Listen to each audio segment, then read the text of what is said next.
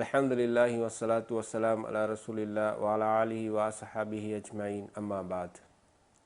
அன்புக்குரிய சகோதரர்களே, நேயர்களே, நபி முஹம்மது ஸல்லல்லாஹு அலைஹி வஸல்லம் அவர்கள் இஸ்லாமிய மார்க்கத்தை போதித்ததனால் பல எதிரிகள் அவர்களுக்கு உருவானார்கள். ஆனால் அவர்கள் எந்த மக்களையும் பலாத்காரமாக பலவந்தமாக இந்த மார்க்கத்தை ஏற்றுக்கொள்ள வேண்டும் என்று அவர்கள் பேசியதும் இல்லை, சொன்னதும் இல்லை, போதித்ததும் இல்லை. அல்லாஹ் ஒருவனை மட்டுமே வணங்குங்கள், அவனுக்கு எதையும் இணையாக்காதீர்கள், அவனால் அனுப்பப்பட்ட தூதராகி என்னை பின்பற்றுங்கள் என்றுதான் மக்களிடத்திலே போதித்தார்கள்.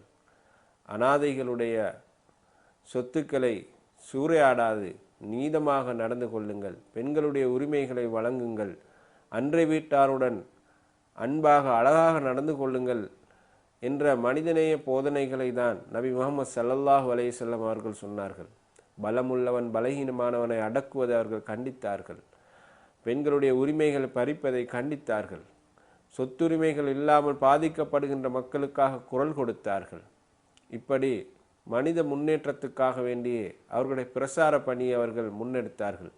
இந்த எல்லா பிரசாரமும் அல்லாஹ்வினால் அருளப்பட்ட வஹி என்கின்ற இறை கட்டளை பிரகாரம்தான் நபி முஹம்மது ஸல்லல்லாஹு அலைஹி வஸல்லம் அவர்கள் மக்கள் மத்தியிலே போதனை செய்தார்கள். ஆனாலும் அல்லாஹை வணங்குவதை விட்டுவிட்டு மக்கள் அவர்களாக அவர்களுடைய சிந்தனைக்கு ஏற்ப உருவாக்கி கொண்ட கடவுள் கொள்கைகளை அவர்கள் சிலைகளாக வடித்து அந்த கடவுள்களையே தங்களுடைய கடவுள்களாக மாற்றிக்கொண்டார்கள். மக்காவிலே அமைந்திருக்கின்ற புனித கஅபத்துல்லா ஆலயம், அந்த ஆலயம் அல்லாஹ் ஒருவன் மட்டுமே வணங்கப்பட வேண்டும் என்பதற்காக உருவாக்கப்பட்டது. அதுவும் நபி இப்ராஹிம் அலைஹிஸ்ஸலாம் அவர்களும் அவர்களது புதல்வர் நபி இஸ்மாயில் அலைஹிஸ்ஸலாம் அவர்களாலும் உருவாக்கப்பட்டது, புனர் நிர்மாணம் செய்யப்பட்டது தான் மக்கா என்கின்ற புனித ஆலயத்தில் ஊரில் அமைந்திருக்கின்ற ஆலயம் காபத்துல்லா என்று நாம் சொல்கிறோம். இந்த காபத்துல்லாவிலே அல்லாஹ் மட்டுமே வணங்கப்பட வேண்டும் என்ற நிலைக்கு உருவாக்கப்பட்ட ஒரு இறை இல்லம். அந்த இல்லத்தில் எந்த சிலைகளும் இருந்ததில்லை, எந்த பெரியாருடைய பெயரிலும் அந்த இடத்துல சிலைகள் வைக்கப்பட்டதும் இல்லை. ஆனால் கால ஓட்டத்தில் மக்கள் அவர்கள் உருவாக்கி கொண்ட சித்தாந்தங்கள் கொள்கைகளின் அடிப்படையில் தூய்மையான அந்த இல்லத்துக்குள்ளே இவர்கள் கடவுள்களை சிலைகளாக வடித்து வணங்க ஆரம்பித்தார்கள், வைக்க ஆரம்பித்தார்கள். இதனைத்தான் நபி முஹம்மது ஸல்லல்லாஹு அலைஹி வஸல்லம் அவர்கள் அந்த மக்கள் மத்தியிலே கண்டித்து சொன்னார்கள். உங்களுடைய நபி ஆரம்ப நபி இத்தபியு மில்லத்தை இப்ராஹிம் ஹனீஃபா என்று அல்லாஹும் குர்ஆனில் சொல்கிறான். நபி இப்ராஹிம் அலைஹிஸ்ஸலாம் அவர்கள் போதித்த அந்த மார்க்கத்தை நீங்கள் பின்பற்றுங்கள் என்று அல்லாஹ் குர்ஆனில் சொல்கிறான். அவர் போதித்த மார்க்கத்தில் இந்த சிலை வணக்கம் என்பது எதுவுமே இல்லை. இந்த போதனையை தான் நபி முஹம்மது ஸல்லல்லாஹு அலைஹி வஸல்லம் அவர்கள் மக்கள் மத்தியிலே மீண்டும் சொன்னார்கள். ஆனால் இதற்கு பயங்கரமான எதிர்ப்புகள் அவர்களுக்கு எதிராக வந்தன. இந்த நேரத்தில் அவர்கள் கொலை செய்யப்பட வேண்டும் என்கின்ற அளவுக்கு எதிரிகள் காட்டமான நடவடிக்கைகளை எடுத்தார்கள். அது மட்டுமல்லாமல் நபி முஹம்மது ஸல்லல்லாஹு அலைஹி வஸல்லம் அவர்களையே கொலை செய்ய வேண்டும் என்று சூழ்ச்சிகளும் தீட்டினார்கள். ஒரு சந்தர்ப்பத்திலே நபி முஹம்மது ஸல்லல்லாஹு அலைஹி வஸல்லம் ஒரு களத்திலிருந்து யுத்த களத்திலிருந்து திரும்பி வந்து ஒரு மரத்துக்கு கீழால் நிழல் பெறுவதற்காக அவர்கள் தூங்கினார்கள். அவர்களோடு வந்த ஏனைய தோழர்களும் நிழல் தரக்கூடிய இடங்களை தேடி போய் அந்தந்த இடங்களிலே அவர்கள் அமர்ந்து கொண்டார்கள், ஓய்வெடுத்தார்கள். ஒரு இடத்திலே நபி முஹம்மது ஸல்லல்லாஹு அலைஹி வஸல்லம் அவர்கள் மட்டும் ஒரு மரத்துக்கு கீழால் ஓய்வெடுப்பதற்காக வந்தார்கள். அவர்களிடம் இருந்த வாளை அவர்கள் மரத்திலே கொளுவி விட்டார்கள். அந்த இடத்திலே அவர்கள் தூங்கி ஓய்வெடுத்து கொண்டிருக்கிறார்கள். திடீரென்று வந்த ஒரு எதிரி நபிகளார் ஸல்லல்லாஹு அலைஹி வஸல்லம் அவர்களுடைய வாளை மரத்திலிருந்து எடுத்து உருவி நபிகளாரை கொல்வதற்காக அந்த வாளை அவன் ஓங்குகின்ற நேரத்திலே நபி முஹம்மது ஸல்லல்லாஹு அலைஹி வஸல்லம் அவர்கள் கண் விழித்தார்கள். அப்போது அந்த மனிதர் கேட்கிறார், அந்த எதிரி கேட்கிறார், முஹம்மதே, இப்போது நானும் நீரும் தான் தனியாக இந்த இடத்துல இருக்கிறோம், உன்னை காப்பாற்ற யாருமே இல்லை, என்னிடத்திலிருந்து உன்னை காப்பாற்றுவர் யார் என்று அவன் வீரத்தோடு நின்றவனாக கேட்கிறான். அப்போது நபி முஹம்மது ஸல்லல்லாஹு அலைஹி வஸல்லம் அவர்கள் அமைதியாக அதே நேரம் உறுதியாக சொன்னார்கள், அல்லாஹ் என்னை காப்பாற்றுவான், அல்லாஹ் என்று சொன்னார்கள். இந்த வார்த்தையை கேட்ட எதிரியுடைய கை அப்படியே நடுங்கியது. அவன் உருவி இருந்த அந்த வாள் கீழே விழுந்து விடுகிறது. நபி முஹம்மது ஸல்லல்லாஹு அலைஹி வஸல்லம் அவர்கள் அந்த வாளை எடுத்து கேட்டார்கள், இப்போது உன்னை காப்பாற்றுவன் யார்? இந்த இடத்திலே நானும் நீயும் தவிர வேறு யாருமே இல்லை, உன்னை காப்பாற்றுவதற்கு உனக்கு துணையாக வந்தவர்களும் யாருமே இல்லை என்று ரசூலுல்லாஹ் அந்த மனிதனோடு உரையாடி கொண்டிருக்கின்ற போது நபி முகமது ஸல்லல்லாஹு அலைஹி வஸல்லம் தோழர்கள் இந்த செய்தியை அறிந்து உடனே அந்த இடத்தில் ஒன்று கூடி விட்டார்கள். இப்போது ஒரு பிரமாண்டமான குழுவுக்கு முன்னால் அந்த எதிரி தனித்தவனாக நிற்கிறான். இப்போது நபிகளார் ஸல்லல்லாஹு அலைஹி வஸல்லம் கேட்கிறார்கள், உன்னை காப்பாற்றுவன் யார் என்று கேட்ட நேரத்தில் அவனுக்கு தெரியும், இப்போது என்னை காப்பாற்ற யாரும் இல்லை. நான் முகமது நபியை கொல்ல வந்தேன், ஆனால் நான் வசமாக மாட்டிக்கொண்டேன். இந்த இடத்திலிருந்து என்னை காப்பாற்றுவதற்கு யாரும் இல்லை. நானாக தற்காப்புக்காக போராடுவதற்கும் என்னால் முடியாத நிலையில் இருக்கிறது. எனவே அவன் சொன்னான், முகம்மதே, நீங்கள் நல்ல விதமாக நடந்து கொள்ளுங்கள் என்று சொன்னார். முகமது நபி ஸல்லல்லாஹு அலைஹி வஸல்லம் கேட்டார், நீ இஸ்லாத்தை ஏற்றுக்கொள்கிறாயா என்று அன்பான அழைப்பு விடுத்து கேட்டார்கள். அந்த மனிதன் சொன்னான், இல்லை, நான் இஸ்லாத்தை ஏற்க மாட்டேன் என்று சொன்னான். ஆனால் நீங்கள் என்னோடு நல்ல விதமாக நடந்து கொள்ள வேண்டும் என்று நான் உங்களிடத்திலே கேட்டுக்கொள்கிறேன் என்று அந்த எதிரி சொன்னபோது நபி முகமது ஸல்லல்லாஹு அலைஹி வஸல்லம் அவர்கள் அவன் சொன்னதற்கு ஏற்ப நல்ல விதமாகத்தான் நடந்து கொண்டார்கள். யாரும் ஏசவும் இல்லை, யாரை ஏச விடவும் இல்லை, யாரும் அவனை எதிர்க்கவும் இல்லை, அவனை எதிர்த்து அடிப்பதற்கு யாரும் முற்படவும் இல்லை. ஏனென்றால் நபி முகமது ஸல்லல்லாஹு அலைஹி வஸல்லம் கட்டளை வருகிற வரைத்தான் நபிகளார் முகமது ஸல்லல்லாஹு அலைஹி வஸல்லம் தோழர்கள் எதிர்பார்த்திருந்தார்கள்.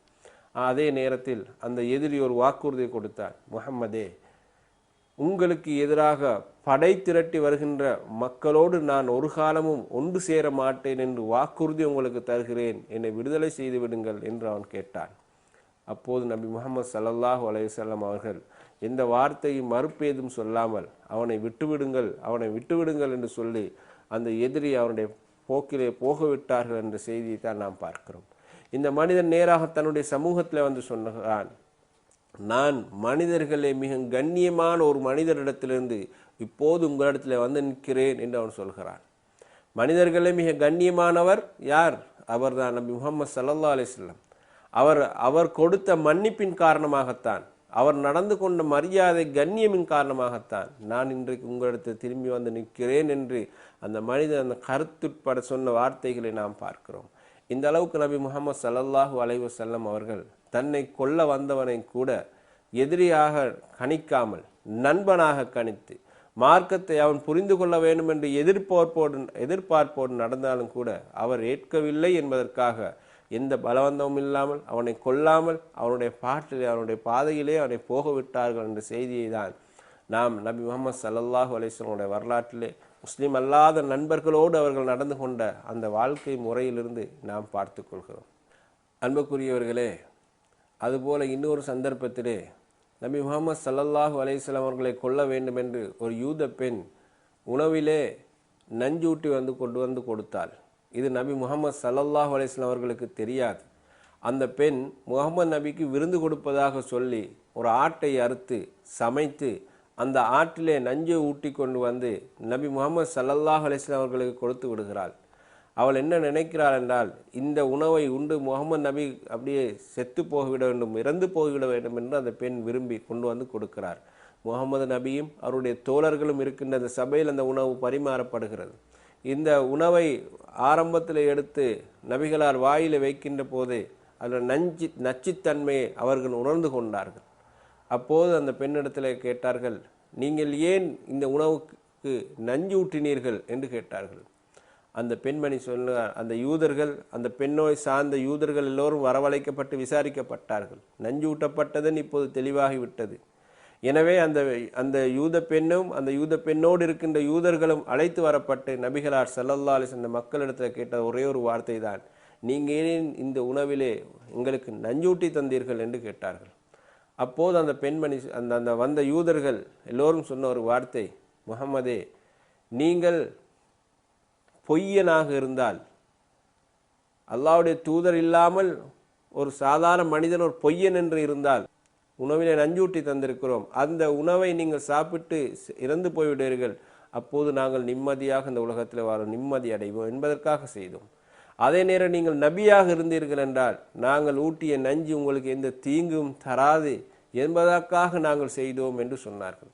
அன்புக்குரிய சகோதரர்களே, எவ்வளவு பெரிய ஒரு கொடுமையை இந்த யூதர் கூட்டம் செய்தது என்று நீங்கள் சிந்தித்து பாருங்கள். திட்டமிட்ட அடிப்படையில் நபிகளார் ஸல்லல்லாஹு அலைஹி வஸல்லம் அவர்களுக்காக நஞ்சூட்டி கொடுத்த அந்த உணவுக்கு அவர்கள் சொன்ன காரணங்கள் என்ன என்பதை பாருங்கள். அப்படி இருந்தும் கூட நபி முஹம்மது ஸல்லல்லாஹு அலைஹி வஸல்லம் அவர்கள் தான் கொல்ல வேண்டும் என்று தன்னை கொல்ல வேண்டும் என்று அவர்கள் திட்டம் போட்டு வந்து உணவிலே நஞ்சூட்டி தந்தாலும் நபிகளார் ஸல்லல்லாஹு அலைஹி வஸல்லம் அவர்கள் அந்த பெண்மணியை மன்னித்து விட்டார்கள். அந்த பெண்மணிக்கு எதிராக நடவடிக்கை எடுக்கவில்லை என்பதை தான் நாம் வரலாற்றிலே ஹதீஸ்களிலே பார்க்கிறோம். தனக்கு நஞ்சூட்டி அந்த பெண்ணை கூட அவர்கள் மன்னித்து விட்டார்கள். ஆனால் மதீனாவிலே நபிகளார் ஸல்லல்லாஹு அலைஹி வஸல்லம் அவர்களோடு வாழுகின்ற ஒரு சமூகமாக யூதர்கள் வாழ்ந்தார்கள். யூதர்களோடு நட்புறவுகளை மேற்கொண்டிருந்தார்கள். அப்படி இருந்தும் கூட அந்த பெண் நபிகளார் கொல்லப்பட வேண்டும் என்பதற்காக நஞ்சூட்டி கொடுத்தும் தன்னை கொல்ல வந்த அந்த பெண்ணை கூட அவர்கள் மன்னித்து அனுப்பி வைத்தார்கள் என்ற செய்தியைத்தான் நாம் பார்க்கிறோம். எனவேதான் உலகத்துக்கு அல்லாஹ் அருட்கொடையாக அனுப்பி வைத்த இறுதி நபியுடைய இந்த வாழ்க்கை குறிப்புகள் எல்லாம் முஸ்லிம் அல்லாத நண்பர்களோடும் அவர்கள் மிக அன்பாகத்தான் நடந்தார்கள், பாசத்துடன் நடந்தார்கள், இரக்கத்தோடு நடந்தார்களே தவிர இந்த எதிரிகளே இவர்கள் எல்லோரும் எதிரிகளே என்ற நோக்கத்தோடு அவர்களை பார்க்காமல் இவர்களும் அல்லாஹுடைய படைப்புகள் தானே, அவர்கள் இந்த மார்க்கத்தை ஏற்கத்தானே வேண்டும், சிந்திக்கத்தானே வேண்டும், அவர்கள் முஸ்லீம்களாக வாழ்ந்து சோனத்தை அடைய வேண்டுமே என்ற அந்த இலட்சியத்தோடு சிந்தனையோடு தான் நபி முஹம்மது ஸல்லல்லாஹு அலைஹி வஸல்லம் அவர்கள் இந்த மக்களோடு நட்புறவோடு வாழ்ந்தார்கள் என்ற செய்தியை பார்க்கிறோம். எனவே இந்த நபிகளார் ஸல்லல்லாஹு அலைஹி வஸல்லம் நட்புறவு பற்றி நிறையவே சான்றுகள் நமக்கு கிடைக்கின்றன. நாம் அவைகள் ஒவ்வொன்றாக பார்க்க வேண்டியவர்களாக இருக்கிறோம். மீண்டும் சந்திப்போம். வாஹிரு தஅவானா அல்ஹம்துலில்லாஹி ரப்பில் ஆலமீன். வஸ்ஸலாமு அலைக்கும் வரஹ்மத்துல்லாஹி வபரகாத்துஹு.